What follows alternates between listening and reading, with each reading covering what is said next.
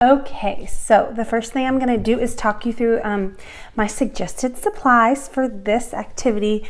Like I said, we're going to be doing the Fruit That Lasts activity on page 26, so you can go ahead and turn to page 26 in your books. And I thought it would be fun to do watercolor for this activity. As I did in the other paint activity. This might ripple your pages a little bit, but I think it's fun to work in a few different mediums besides just color pencil and pencil. So you can decide if that's something that you really want to do in your book, but that's what I'm going to show you today. And the supplies I'm going to be using are an very simple cake watercolor set from Michaels. They're about $5. I love them because they have a lot of different tones and you don't have to do a lot of color mixing. So if color mixing is not your strong suit, this is a great set for you to use. Like I said, you can get them at Michael's. They're about $5. And I'm going to be using a basic paintbrush watercolor. I'm mostly probably going to be using this round brush. I also got a smaller brush like this, and then I used a flat angle brush. This might be, I might not even use this, but if I was gonna fill some more background space, I'd wanna have a little bit of a bigger brush. I like a synthetic bristle. A lot of artists will use a natural bristle, which is more characteristic maybe of watercolor. It's a little more floppy, so it doesn't have as much strength if you're trying to work in little details, but that's also a choice. So maybe you have a natural brush and a synthetic brush and you can play around with them and see what you prefer, but I'll leave that up to you. Another option for a brush would be this aqua brush. You can get these on Amazon. They're made by Pentel, and these are kind of like a fun brush that a lot of artists are using, and it stores the water inside the brush, and so it's great for lettering. It's a little bit different. It takes a bit to get used to it, but you don't have to dip it in the water of the jar, but it does kind of ooze the water out as needed. So it would be something to try before you go straight to your book with it. But if you like lettering or you wanted to try a different kind of watercolor brush, this would be a good choice. It's called an aqua pen and it's by Pentel. And then I'm going to be using a basic pencil, the same Pigma Micron pen, and the Magic Rub Eraser for my sketching. So let's open the book and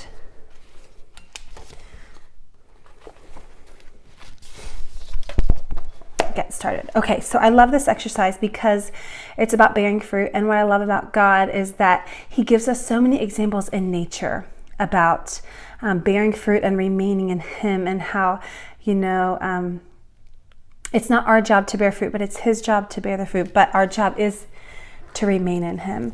So the instructions for this activity are to continue the picture that's been started for you by connecting the strawberry to the vine. So what I'm going to do is I'm going to come in with some pencil and connect these vines and maybe draw a few other vines and a few other leaves. And you'll see that my leaves are not super detailed, and so don't get stressed out if your leaves aren't super detailed. What you're showing is sort of this idea of foliage, and we will add a little more detail with our watercolor, but it just has to look sort of like a leaf. So if you're not sure exactly what a strawberry leaf looks like, you could get on Google and have a little search, or you could just kind of go with it and sort of mimic what I've already created. So once you kind of add your extra foliage, then you choose one phrase from the passage from John 15 and doodle it in, and I'm going to do that as well. So I'm going to speed this up and let you watch me as I doodle my my vines and kind of adding to the picture, and then we'll go with the watercolor. Okay, so here we go.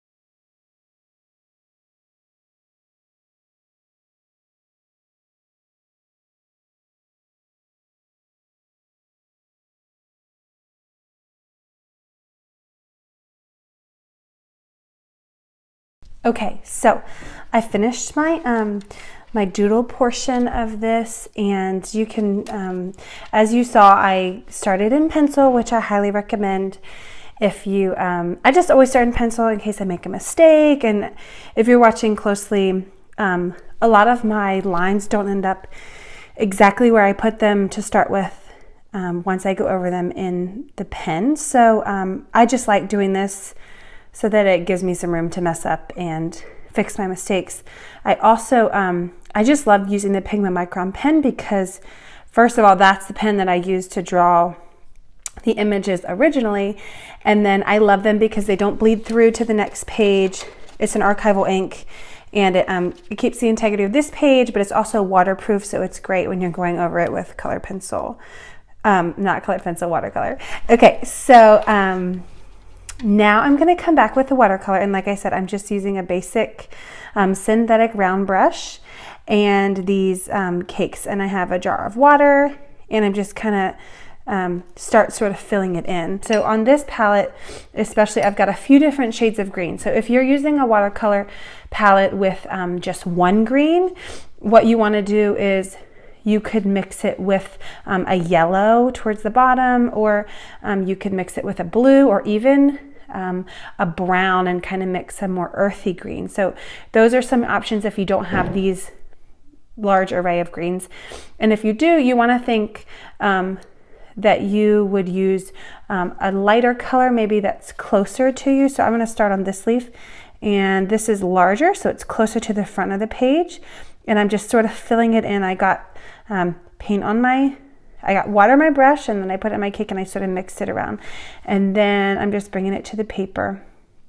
With watercolors, one thing to remember is the more water you use, the lighter the tone of your brush is of your color going to be. And so what you can see that's happening on the bottom of this leaf is that it's getting a little lighter, and part of that reason is because I haven't gotten more paint yet, so this is lightening the tone of the green. If you wanted to make it darker, you could just add more green, or if you wanted to darken up one side of the leaf to kind of create a shadow, you could come back with another shade of green. So I'm choosing a darker green here, and I'm going to come back in over top of what I just did. Now the best thing to do is to wait and let this dry before you come in.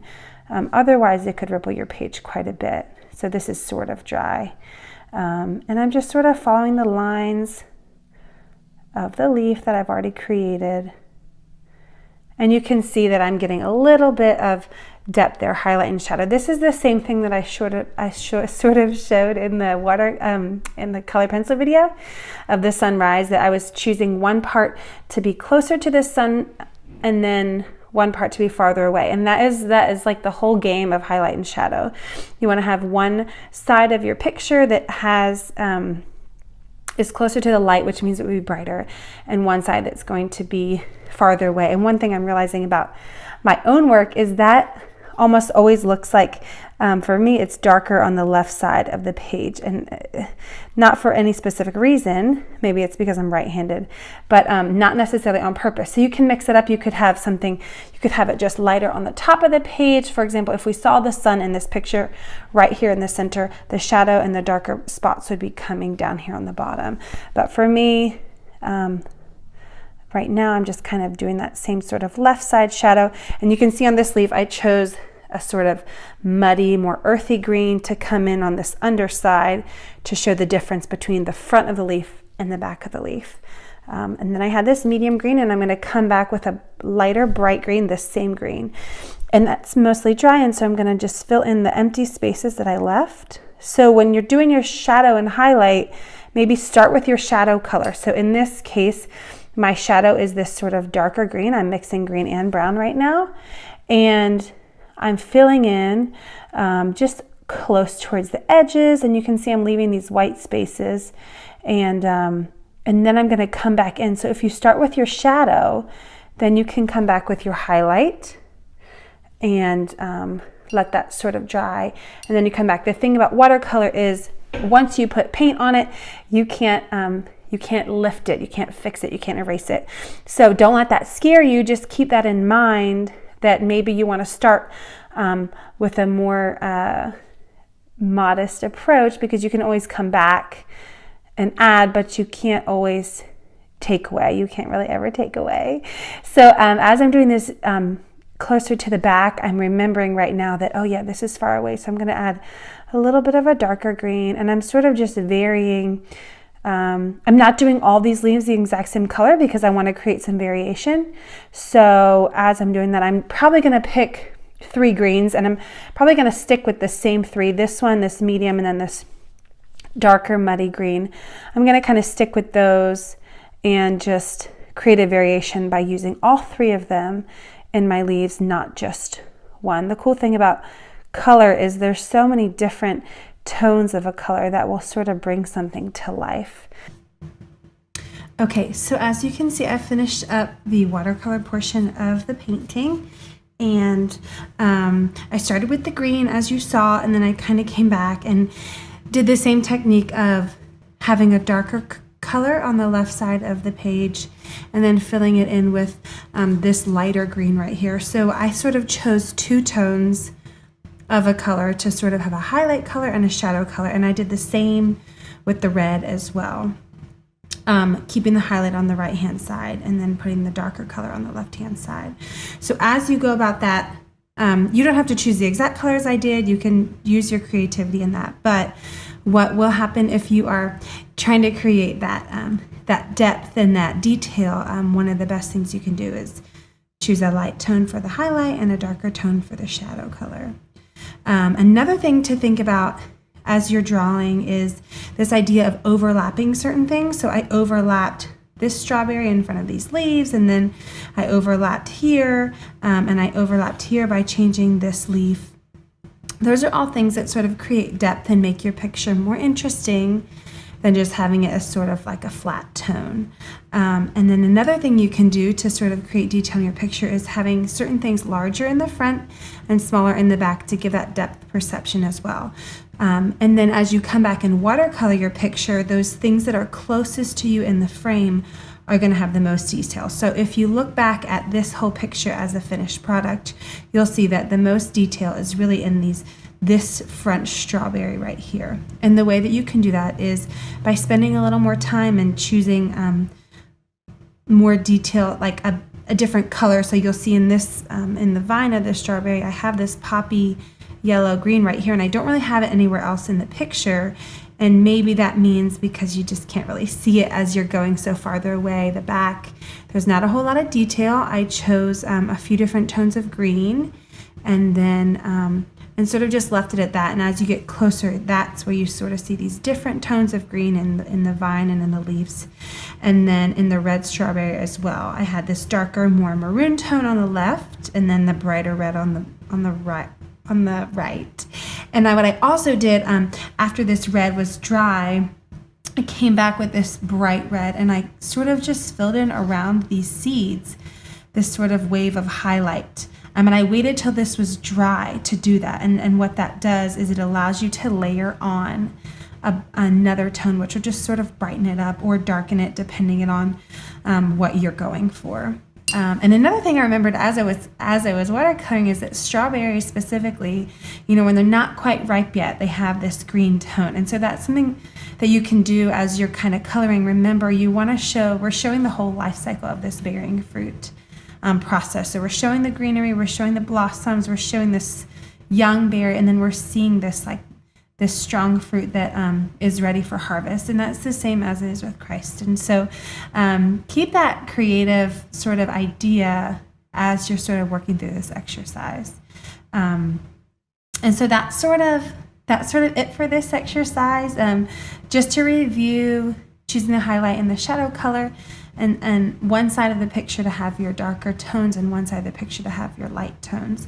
And then at the very end, I came back with this light blue, a neutral tone as the background, and then the brown, which is just sort of the dirt. Anytime you're working with a picture like this, where the details are sort of already created for you, you can kind of choose whether you're going to do the background first or second. When I'm drawing something from scratch, I always kind of start with the background so that you don't have to come back and come around all these little details. And in this picture, it was already created for me, so either way it was going to be a bit tedious to get into these little spots. And you can see I didn't really even do that. This picture has sort of a messy look, a more just raw, kind of rough deal to it. And you know, that's something that I just decided to do. So as you create, just sort of use your power of decision, whether you have 20 minutes or whether you have like an hour to sort of sit and really spend time in the details. You decide. And either way, just remember, like, this time is about worship. It's about connecting with God creatively. It's not about being the best. I want to give you tips in these tutorials, and I hope they're helpful. But let them encourage you, not discourage you, but encourage you and help you along your way. So I hope you have fun doing this exercise. I'll go ahead and let you get started, and then we'll see you again next week. Have a great time.